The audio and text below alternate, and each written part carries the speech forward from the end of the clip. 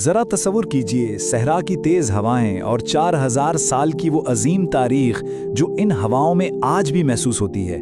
काबा, ज़मीन पर अल्लाह का पहला घर, ये सिर्फ चंद पत्थरों की इमारत तो नहीं है, ये अकीदत, सब्र और रूहानियत की एक जीती जागती कहानी है। तो चलिए आज इस कहानी को गहराई से समझते हैं। लेकिन कभी गौर किया है, एक बहुत ही बुनियादी सवाल है जो सीधा दिल पर दस्तक देता है। आखिर क्यों हर साल करोड़ों लोग एक बंजर वादी की तरफ इस तरह खींचे चले आते हैं? वो कौन सी मिकनातीसी कशिश है जो उन्हें इस स्याह मुकाब के गिर्द घूमने पर मजबूर करती है?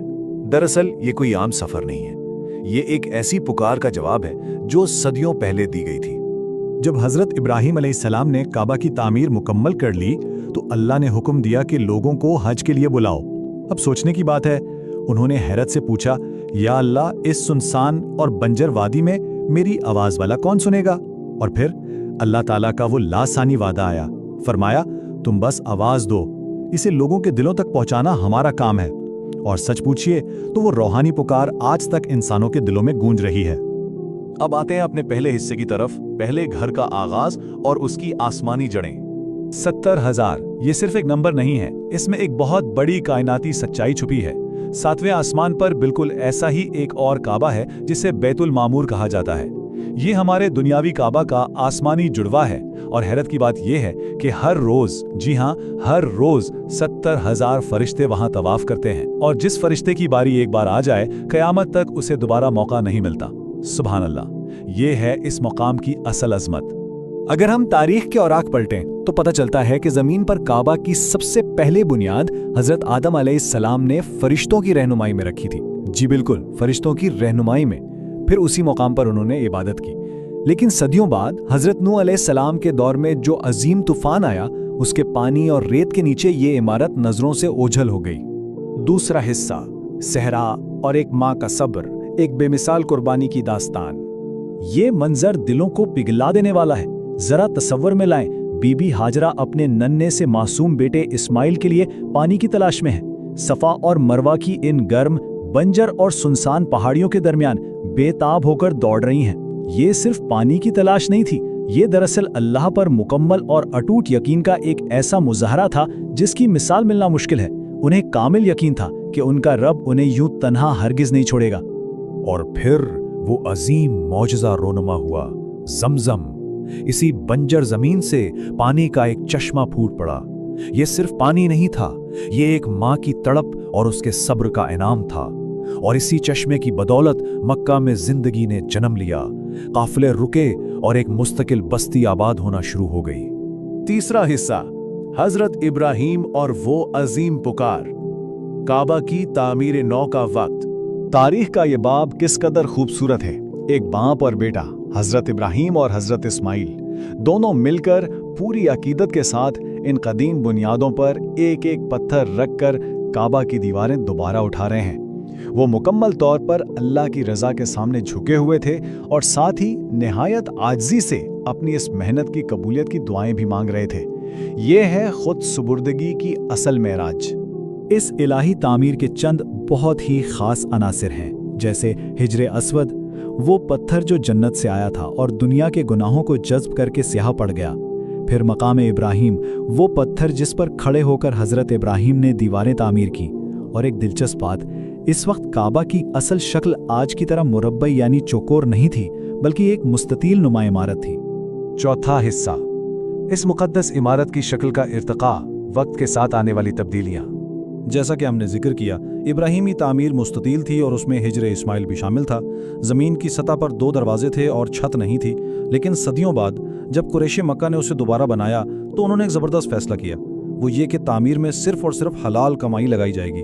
अब हुआ यह कि हलाल रकम कम पड़ गई, तो उन्होंने इमारत का साइज़ थोड़ा छोटा करके उसे चौकोर शक्ल दे दी। एक ही दरवाज़ा रखा जिसे ज़मीन से थोड़ा ऊंचा कर दिया ताकि हर कोई अंदर न जा सके, और इमारत पर बाकायदा छत भी डाल दी।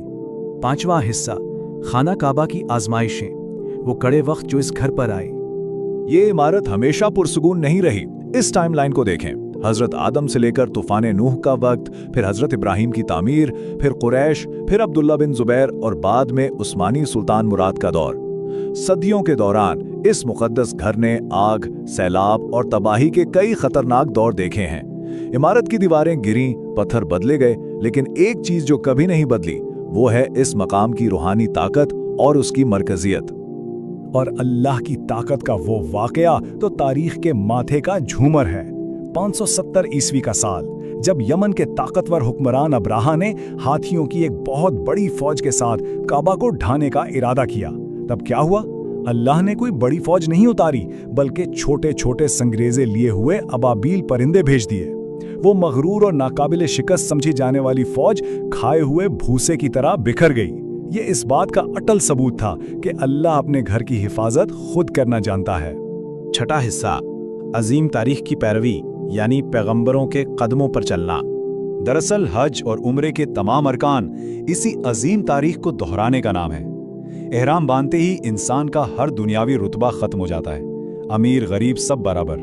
तवाफ बिल्कुल वैसे ही जैसे फरिश्ते बैतुल मामूर का करते हैं। सही बीबी हाजरा के उसी अजीम सब्र और यकीन की यादगार है। मैदान अरफात में खड़े होकर बख्शिश मांगना और फिर कुर्बानी, जो हजरत इब्राहीम की इस बेमिसाल फरमाबरदारी को आज भी जिंदा रखे हुए है। ये सब महज रसूमात नहीं बल्कि एक मुकम्मल रूहानी तजुर्बा है। सातवां और आखिरी हिस्सा, कायनात की धड़कन, एक रूहानी हमाहंगी। आमतौर पर हम तवाफ को सिर्फ एक इबादत समझते हैं, मगर सच ये है कि तवाफ कायनात के उस अजीम दायरे का हिस्सा बनने का नाम है जो हर लम्हा हर पल अल्लाह की तस्बीह कर रहा है। जब हज्जाज किराम काबा के गिर्द एंटी क्लॉकवाइज यानी घड़ी की मुखालिफ सिमत में घूमते हैं तो वो दरअसल पूरी कायनात की हम आहंगी में शामिल हो रहे होते हैं। जरा इन कायनाती ममासलतों पर गौर करें, हैरत अंगेज है। खिला में सैयारे सूरज के गिर्द उसी एंटी क्लॉकवाइज मदार में हरकत कर रहे हैं। हमारी पूरी कहकशां मिल्की वे उसी सिमत में घूम रही है। एक माइक्रोस्कोपिक एटम में इलेक्ट्रॉन भी उसी रुख पर गर्दिश करते हैं। और तो और इंसानी जिस्म में दिल के गिर्द खून की गर्दिश की सिमत भी यही है। गोया हाजियों का तवाफ कायनात की उसी बुनियादी हरकत के साथ जुड़ने का नाम है।